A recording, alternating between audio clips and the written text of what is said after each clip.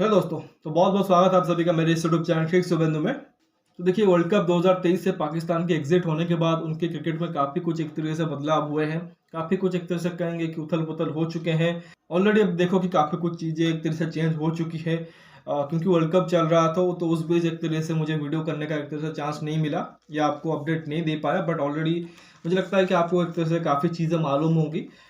लेकिन जो भी एक तरीके से चीज़ें वहाँ पे घटी है, और साथ ही पाकिस्तान टीम ने भी एक तरह से अपना टेस्ट स्क्वाड का अनाउंस कर दिया है, जो कि ऑस्ट्रेलिया के खिलाफ ऑस्ट्रेलिया में खेलेगी एक इंपॉर्टेंट सीरीज में। तो उसके बारे में मैं आपको बताऊंगा। बट कुछ मेन पॉइंटर्स से कुछ बड़ी एक तरह से खबर है, उसके बारे में सबसे पहले आपको बता देता हूँ। तो सबसे बड़ी खबर तो ये है कि पाकिस्तान का कप्तान बाबर आजम, उन्होंने तीनों ही फॉर्मेट से एक तरह से स्टेप डाउन कर दिया। मतलब ये चीज़ घटी उसी दिन जिस दिन इंडिया और न्यूजीलैंड का सेमीफाइनल मैच था। अब आई डोंट नो कि ये डिलिबरेटली किया गया होगा कि उसी दिन अगर आप देखो एक बड़ा मैच चल रहा है, सेमीफाइनल मैच, और उसी दिन अगर आप देखो तो इन्होंने ये खबर एक तरीके से वहाँ पे दी थी। मैं भी एक तरीके से थोड़ा सा फोकस उन पे ऊपर ना रहे और फोकस जो कि वर्ल्ड कप पे रहे उसी के चलते। और उसी दिन अगर आप देखो सरप्राइजिंगली उन्होंने अपनी कैप्टनसी की भी एक तरह से अनाउंस कर दी थी। और ऐसा लगा कि जैसे सब कुछ जो कि वो प्री प्लान्ड है, बिकॉज बाबर आजम का एक ट्वीट आता है शायद, और उसके बाद अगर आप देखो 1-2 घंटे में ही उन्होंने एक तरह से अपने नए टेस्ट और T20 कप्तान का एक तरह से अनाउंसमेंट कर दिया। हालांकि अगर आप देखो ओडीआई कप्तान का भी अनाउंसमेंट नहीं किया है, और ऑब्वियसली देखो क्योंकि अगला जो ओडीआई उनको खेलना है वो काफ़ी टाइम के बाद, अभी फोकस जो कि वो T20 और टेस्ट क्रिकेट में करेंगे। बिकॉज अब टेस्ट साइकिल और जो 2024 में T20 वर्ल्ड कप होना है, और उसी वजह से देखो तो उन्होंने T20 और टेस्ट क्रिकेट को प्रायोरिटाइज करते हुए सबसे पहले उनके कप्तान का एक तरह से अनाउंसमेंट कर दिया है। तो सबसे पहले देखिए उनके T20 कप्तान जो कि वो होंगे शहनशाह अफरीदी, जो कि एक तरह से 2 टाइम्स PSL विनर है। जो उनके वहाँ पे लीग होता है पाकिस्तान सुपर लीग, उसको 2 बार वो जीत चुके हैं लाहौर कलंदर्स की कप्तानी करते हुए। तो उसी वजह से आप देखो उनको एक तरह से वहाँ पे अपॉर्चुनिटी मिली है। वहाँ पर आप देखो तो रिजवान का भी ऑप्शन था, इवन शादाब खान का भी ऑप्शन था, और मुझे लगता है कि राइट चॉइस है शहनशाह अफरीदी। बस ये देखना पड़ेगा कि क्या वो तीनों फॉर्मेट में लगातार खेलते रहेंगे। और क्योंकि वो एक प्रीमियर गेंदबाज है उनके, तो द मोमेंट वो कप्तान बन जाते हैं फिर आपको हर एक मैच में उनको खिलाना पड़ेगा। तो ऐसे में उनका आई थिंक वर्कलोड जो एक तरह से रहेगा वो ज़्यादा एक तरह से अफेक्ट हो सकता है। अगर वो फिट नहीं होते हैं फिर उनकी गेंदबाजी की एक तरह से बहुत बुरी हालत होगी। ऑलरेडी हमने देखा कि नसीम शाह की इंजरी के चलते कितना उनको लॉस हो गया है। तो आई थिंक वही है, अगर वो फिटनेस पे एक तरह से काम करेंगे, फिट रहेंगे, तो फिर कोई प्रॉब्लम नहीं है। अदरवाइज उनके पास एक तरह से काफ़ी सारे चॉइसेस भी नहीं थे। बाकी शान मसूद को टेस्ट कप्तान बनाया गया है। अब थोड़ा सा उसमें सरप्राइजिंग ये है कि शान मसूद का जो आई थिंक टेस्ट में एवरेज है वो बिलो 30 है, मतलब बहुत ही अच्छा नहीं है उनका टेस्ट करियर। उसके बावजूद उनको कप्तान बनाया गया है, और आई थिंक मिड 30s में भी है जो उनकी एज है। लेकिन उनके पास शायद ज़्यादा चॉइसेस भी नहीं थे।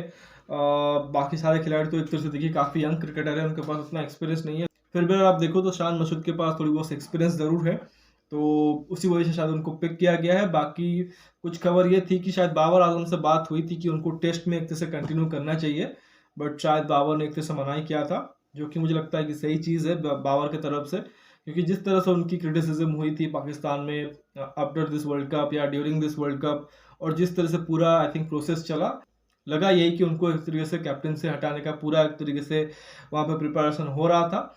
और समवन लाइक बाबर आजम, मुझे लगता है कि अब जब वो कप्तान नहीं होंगे तो मुझे लगता है कि वो काफ़ी सारे रिकॉर्ड्स बना सकते हैं बैटिंग में।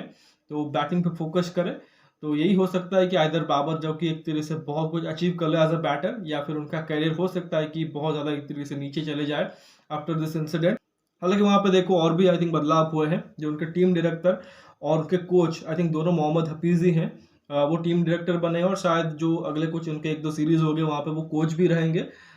प्रीवियसली आई थिंक जो मिक्की आर्थर थे शायद उन्होंने रिजाइन कर दिया है। बाकी उनके चीफ सिलेक्टर आप देखो तो वाब रियाज बने हैं। फिर देखिए इसके साथ उनके जो फास्ट बॉलिंग कोच थे मॉर्ने मॉर्कल, उन्होंने भी एक तरीके से रिजाइन दे दिया था वर्ल्ड कप एग्जिट के बाद।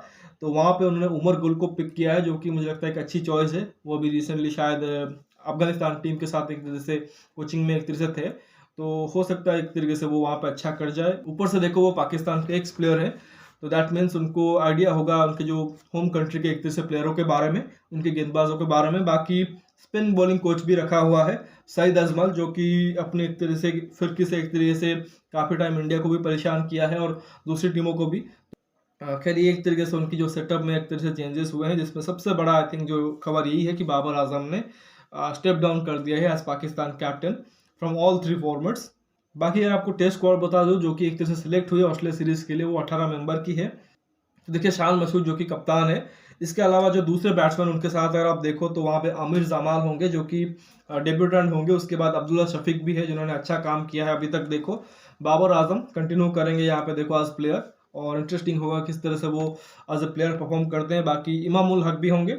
सरप्राइजिंगली साम आयुब को भी टेस्ट में रखा गया है, अब जिनको शायद सबसे पहले तो लिमिटेड ओवर फॉर्मेट में एक तरह से मौका देना चाहिए T20 और वनडेज में, बट उनको टेस्ट में रखा गया है। बाकी ऑलराउंडर्स में देखिए तो आगा सलमान होंगे, सौद शकील, फ़हीम अशरफ और नोमान अली, ये सब यहाँ पे आपको ऑलराउंडर दिख जाएंगे। बाकी देखो विकेट कीपर में मोहम्मद रिजवान और सरफराज अहमदी हैं, तो ये दो एक तरह से उनके विकेट कीपर बैट्समैन हैं। बाकी अगर गेंदबाजी की बात करें तो देखिए नसीम शाह ऑलरेडी इंजर्ड है। बाकी हारिस रऊफ ने भी शायद पुल आउट कर लिया है इस टेस्ट सीरीज से considering his fitness and workload.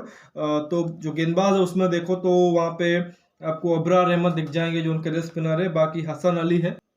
बाकी खुरम शहजाद अगेन जो कि एक तरह से डेब्यूटेंट होंगे। मीर हमजा है, एक दो मैच का उनको एक्सपीरियंस है। बाकी मोहम्मद वसीम जूनियर और शहीन अफरीदी, तो ये इनकी एक तरह से 18 मेंबर की स्क्वाड है। अब पाकिस्तान का अगर आप देखो तो टेस्ट में रिकॉर्ड जो कि वो घर पे ही एक तरह से खराब रहा है, और रिसेंट टाइम्स में देखिए, और ऑस्ट्रेलिया के खिलाफ वो भी ऑस्ट्रेलिया में बहुत ज़्यादा आप एक्सपेक्ट नहीं कर सकते उनसे। बट उम्मीद यही है कि जो आई थिंक 3 मैच की टेस्ट श्रृंखला शायद खेलेंगे, वहाँ पर जाके अच्छी फाइट करें और कोशिश करें एटलीस्ट एक मैच जीतने की। जो नए कप्तान बने शान मसूद, उनके लिए चैलेंजिंग ज़रूर होगा और साथ ही पूरे टीम के लिए भी। बट देखना पड़ेगा पाकिस्तान की टीम अपने नए कप्तान के अंडर में किस तरह से ऑस्ट्रेलिया के खिलाफ ऑस्ट्रेलिया में फाइट करती है। तो लेट्स सी। तो फिलहाल इस वीडियो में बस इतना ही। आशा करता हूँ कि वीडियो आपको ज़रूर पसंद आएगा। वीडियो को लाइक करना मत भूलिए, साथ ही चैनल को सब्सक्राइब और शेयर ज़रूर कर दीजिए। बाकी कमेंट सेक्शन में अपना राय ज़रूर रखिए, आपका जो भी फीडबैक है वो दीजिए, और स्पेशली ये बताइए कि बाबर आजम की जो डिसीजन रही है कैप्टनसी को छोड़ने को लेके, उसके बारे में आपका क्या फीडबैक है उसे ज़रूर दीजिए। बेल आइकन प्रेस कर दीजिए ताकि हर एक वीडियो की अपडेट आपको टाइम पे मिलती रहे। मिलते हैं अगले वीडियो में, तब तक धन्यवाद। जय हिंद।